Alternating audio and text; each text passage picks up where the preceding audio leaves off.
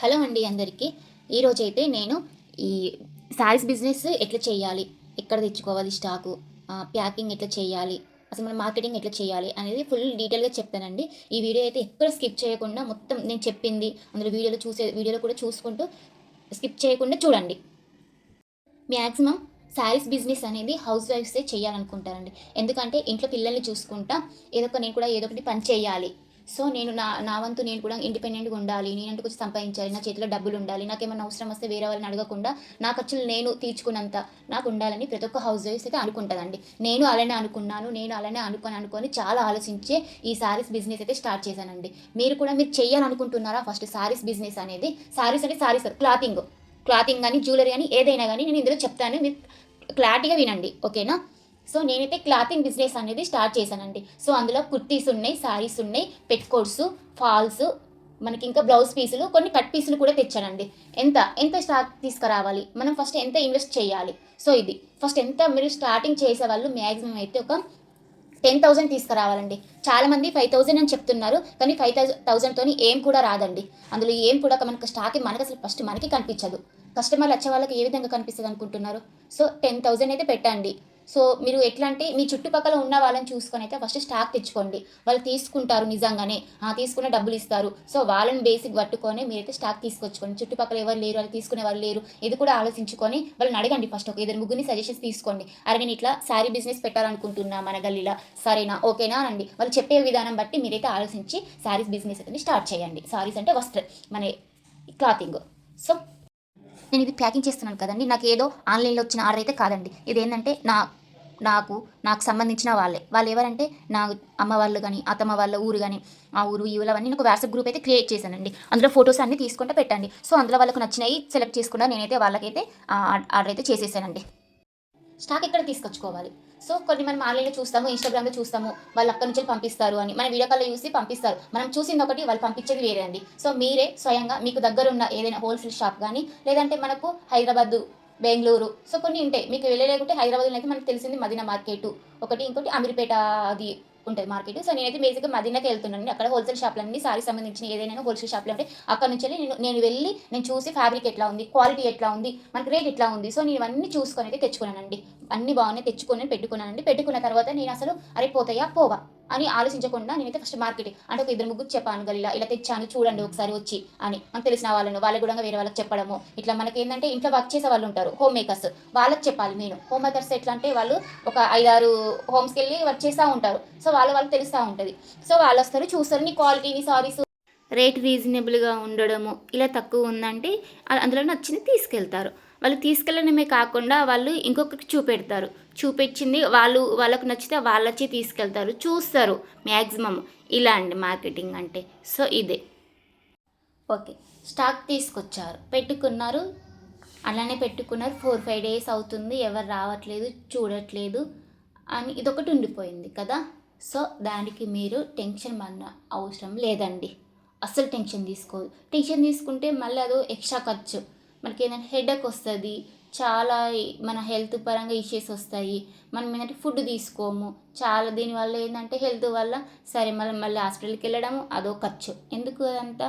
మీరు తెచ్చింది ఎంత? 10,000 అనగా మీరు ఒక 2 years 3 years దాకా మీకే అవుతాయి అనుకోండి. మీరు తెచ్చిన కొన్ని సారీస్ తీసుకొస్తారు, కుర్తీస్ తీసుకొస్తారు, పెట్టుకోట్స్, లైనింగ్స్, అవేమి మీకే అవుతాయి కదా అండి. మీకు అవుతాయి, మీ అమ్మకో మీకు దగ్గర ఉన్న మీ సిస్టర్స్కో వాళ్ళకే అవుతాయి. అందులో టెన్షన్ పడంత అవసరం ఏముంది? మీరు పెట్టింది ఎంత? 10K అంతే కదా. నేను పడ్డాను టెన్షన్ ఒక 2-3 డేస్, కానీ ఆలోచించుకున్న తర్వాత ఏముంది, పెట్టాను 10K కదా, నాకే అవుతాయి, ఇంకా తెచ్చిన వాళ్ళంటే అవసరం ఏముంది, చూద్దాం, పెట్టుకుంటాను, వస్తారు. 1 month అయితే ఇంకా కాలేదు, 1 month అయితే చూద్దాము, 1 month తర్వాత వేరేమైనా కొత్తగా ఆలోచించుదాము అని అయితే అనేసుకొని ఉన్నానండి. అంటే నాకు ఇప్పటికీ ఇంకా నేను సక్సెస్ అవ్వనే చెప్పానండి, అయితే సక్సెస్ అవ్వలేను, నాది కూడా అలానే ఉండిపోయింది స్టాకు, కానీ చూస్తున్నాను. టుమారో ఈజ్ దేర్, ఓకేనా. సో వేరే వాళ్ళకు ఆర్డర్ పంపించేటప్పుడు వాళ్ళ ఆర్డర్ అడ్రస్, వాళ్ళకి ఏమేమి పంపించామో ఆ ప్రైజెస్ అయితే వేసుకోవాలండి. ఎందుకంటే మనం ఒకసారి నోట్ చేసుకొని పెట్టుకున్నాక మనకైతే అది చూడగానే గుర్తుండిపోతుంది. మనకు ఒక 2-3 డేస్లో అట్లా గుర్తుండదు, సరేనా అని. మనం నోట్లో అయితే ప్రతి ఒక్కటి నోట్ చేసుకున్నామంటే మీకు అనేది గుర్తుండిపోతుందండి. అది ఏదైనా ప్రైజెస్ వేసుకోవాలి, ఎన్ని సారీస్, ఎన్ని కుర్తీస్, ఏమేమి తీసుకున్నారు వాళ్ళు ఒకసారి అడ్రస్ కూడా పక్కన రాసుకోవాలి, ఫోన్ నెంబర్ కూడా రాసుకోవాలండి. ఇదండి ఒకసారి నోట్ చేసుకోవాలని చెప్తున్నాను. సో ప్యాకింగ్ ఎలా చేయాలి, ఎలా అంటే మనమైతే ఆన్లైన్ కవర్స్ అనేది తీసుకోవాలండి. మనం ఎందుకంటే వాళ్ళకు మనము కొరియర్ ద్వారా పంపిస్తున్నాము కాబట్టి మనం ప్యాకింగ్ కవర్ అయితే తీసుకోండి. ఇలాంటి ప్యాకింగ్ కవర్ సైజెస్ ఉంటాయి, ఇందులో సైజెస్ బట్టి తీసుకోండి. మీకు మనకి ఎక్కడ దొరుకుతాయి అవని అంటే మనకు ఆన్లైన్లో దొరుకుతున్నాయి, అమెజాన్ కానీ, మీషో కానీ, ఫ్లిప్కార్ట్ కానీ అందులో ఉన్నాయి. మనకి హోల్సేల్లో కావాలి, నువ్వు వెళ్ళి తెచ్చుకోవాలి అని అనుకుంటే మనకు బేగం బజార్ కానీ, ఇక్కడ మదీనా మార్కెట్లో అక్కడ హోల్సేల్ షాప్ కానీ అన్ని కవర్స్ సైజెస్ అన్నీ ఉన్నాయండి. మనకు కావాల్సిన జ్యువెలరీకి సంబంధించినవి కూడా అందులో ఉంటాయండి, తెచ్చుకోండి. కొరియర్ ఏ విధంగా చేయాలి, ఏ విధంగా అంటే మనకు దగ్గర ఉన్న పోస్ట్ ఆఫీస్ లేదంటే ప్రైవేటు కొరియర్స్ ఉంటారు వాళ్ళతో.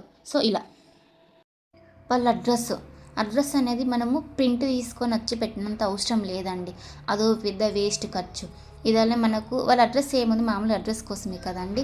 ఒక పేపర్ మీద తీసుకొని రాసి వాళ్ళ అడ్రస్ రాస్తే అయిపోద్దండి, అంతే. మనకేంటంటే అడ్రస్ కోసం సపరేట్ వాళ్ళు పైన కవర్ అనేది ఉంటుందండి.